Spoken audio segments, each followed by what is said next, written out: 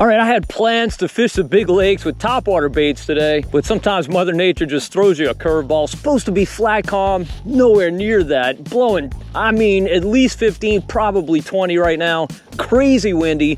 So I've come back into the marsh. Should be able to find some speckled trout in these marshes. Been catching a few here or there. Hopefully I can put together a pattern today. Let's see.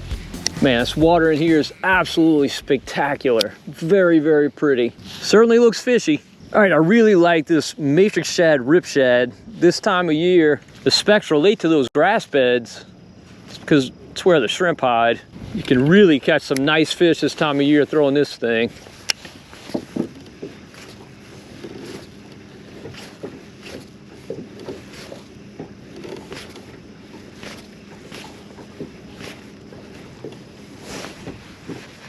Oh, look at that! Oh, look at that!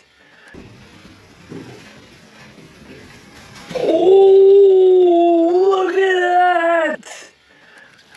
Look at that! I saw that redfish come up and hit this bait. That was freaking awesome. I don't know if that came out on camera or not, but man, I almost jumped out of my skin. He's not a small red either. Oh, look how beautiful that is. Isn't that pretty water? Dude, you're not even close to done. I know you're not even close to done. Go ahead, there you go. Get your wits about you. You got a face full of hooks, don't you? You know what? This fish's mouth might be forced closed by these hooks. And that might be why he's not fighting so much. Yeah, that kind of looks like that's the case. See if we can get a net under him. All right, dude. Oh. I promise I'm gonna set you free. I know you don't know that, but I promise it's the truth. There we go, we got him. Don't flap too much, you got a jerk bait in your mouth. All right. We're gonna get a tag, and I think we're gonna need our pliers. So let's get those. Let's let him go. Go ahead, dude. Come back to life. Come on, you got it. There he goes. All right. Love to see that. So happy. That was so cool seeing that redfish come up and smack this rip shad. And the way I fish this bait is just cast it and twitch it.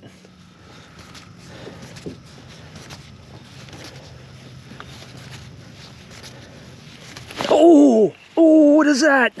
Something crushed it. Oh, it's a bass. Yep, bass love the rip shad too. Not just redfish, not just speckled trout. Nice bass. What's up, you fatty? Welcome aboard. Only thing with the jerk bait, you better have pliers nearby. There we go.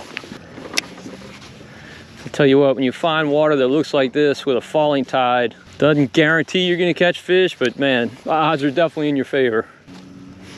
This bait just looks so good in the water, and it's one of those baits, you know, it's obviously got these two treble hooks dangling off of it, but you actually want to fish it around grass. There's grass all throughout this little area, and I'm just throwing to the edge of it.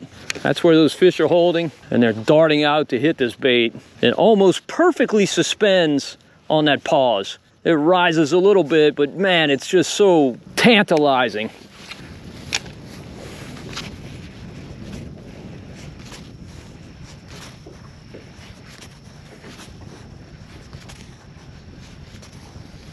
Ooh, there's a fish. Another bass on the rip shad. Now, if you've noticed, if you can even tell, but we replaced the split rings on this bait with braid. I did a video a while back on how to do that, and the advantage of that is the fish have a much harder time throwing these baits. Now, this dude's got this one so well, no chance he would have thrown it no matter what it had. And if you haven't seen that video, I'll link to it as to how to replace your split rings with braid. And the advantage is that obviously when a fish comes up and hits it, when you've got those split rings, they can't flex all that much, and so the fish gets a lot of leverage.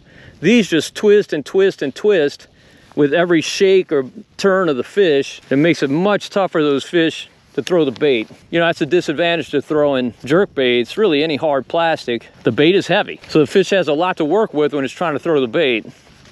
You can see the submerged aquatic vegetation like along this shoreline, and with this water being so pretty, it's really easy to see those edges, and that's where those fish are holding.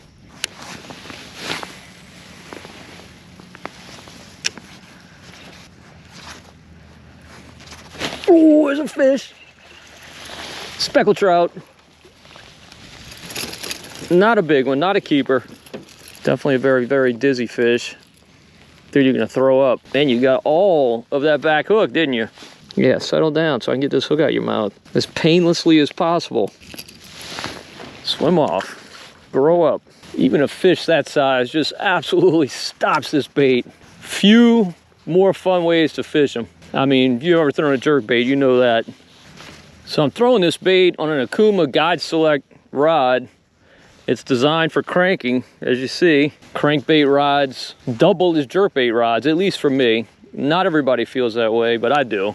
And spooled on here, I got 30-pound soft steel braid and a 15-pound fluoro stretch leader, probably about 4 or 5 feet long, I guess. Let me make sure I'm not lying to you when I get it in. Let's see. Yeah, about 4 or 5 feet. Sounds about right. I've got the leader tied up with a double uni and a single uni at the bait.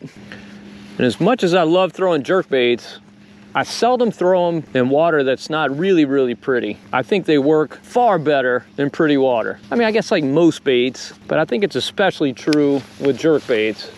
You gotta have pretty water. If the water's off, if it's not quite as pretty, I'll probably throw, well, depending on what I'm targeting, but that's when I throw a cork, something that really gets their attention, sits in one place, lets the fish kind of zero in. You know, some days you just can't find clean water.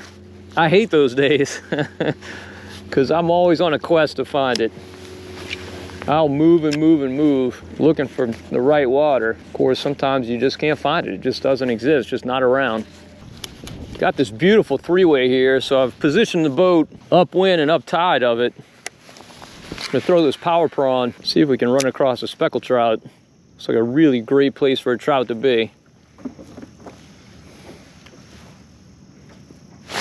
There's one. There's one. It hadn't come up, so I'm not sure what he is. Speckled trout. There we go. All right. All right. Perfect. About a 13-incher. Still legal in Louisiana. I absolutely love the fall because these trout move into the marshes. Oh, there's another one. Oh, there we go. Feels like another trout. Yep, sure is. No, it's a bass. A green trout, as they call them locally. Not a particularly big one, but man, they're so fun to catch.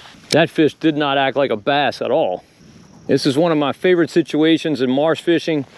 We got this tide coming around through here and smashing it against that kind of marsh wall right there. Fish love to hang and stuff like that and ambush bait because the bait gets pushed against that wall and kind of gets disoriented. It's a good spot for them to just pick it off. I'm fishing this power prawn on a 1/4 ounce death grip jig head.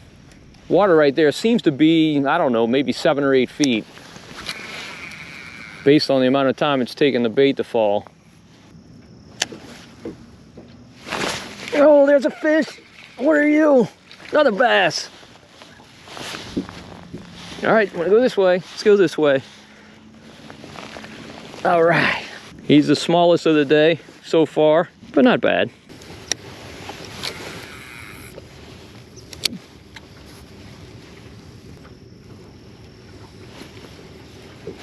Oh, there's a fish. Speckled trout, speckled trout. All right. On the power prawn, keeper fish for sure. Like 13, maybe 13 and a half. Took it deep too. There we go.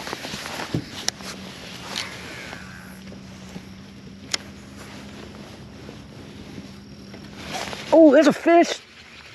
Oh, shoot, I missed him. He hit on the initial drop.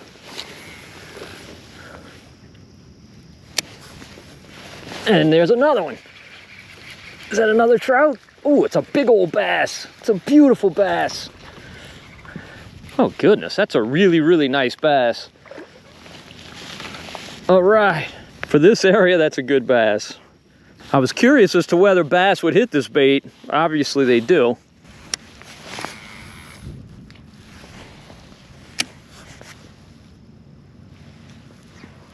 Oh, there's a fish. A little bass on the power prawn. All right, little guy, hold on. There you go. Swim off and grow up.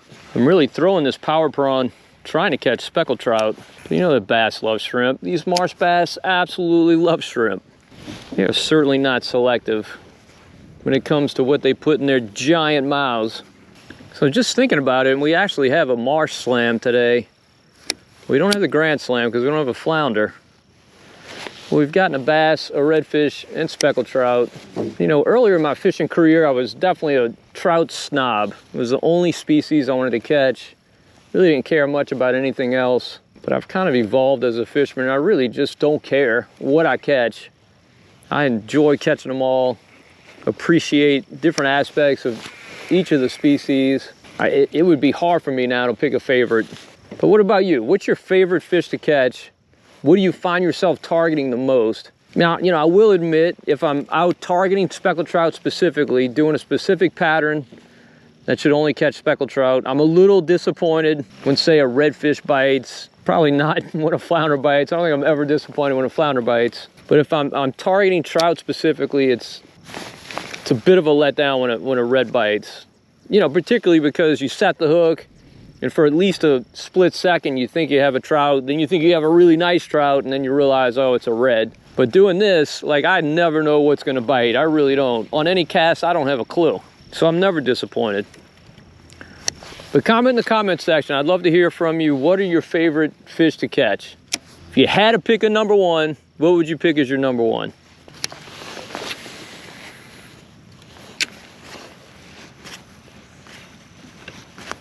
Oh, there's a fish. Oh, that was a good hit. Beautiful bass. Oh, he came off. Dadgummit.